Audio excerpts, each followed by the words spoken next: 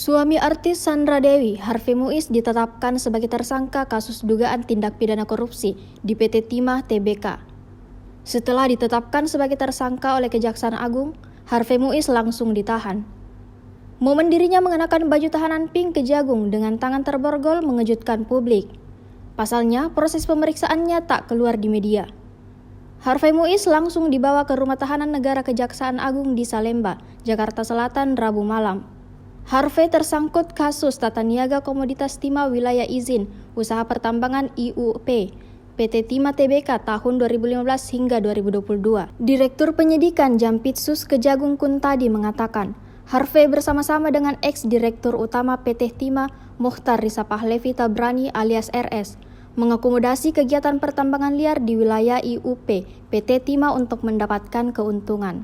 Setelah dilakukan beberapa kali pertemuan, kata Kuntadi, akhirnya keduanya menyepakati ada kegiatan akomodasi pertambangan liar tersebut di-cover dengan sewa menyewa peralatan processing pelebur timah. Selanjutnya, tersangka Harvey meminta pihak smelter untuk menyisihkan sebagian dari keuntungan yang dihasilkan.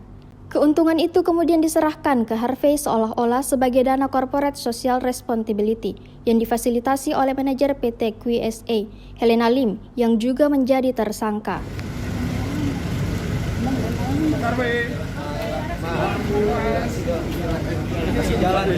Mas, gimana perasaan ditahan? Siapa lagi Mas yang terlibat Mas? Mas sendiri Mas. Muiz, gimana rasanya ditahan? Astagfirullahaladzim. Allahu Akbar.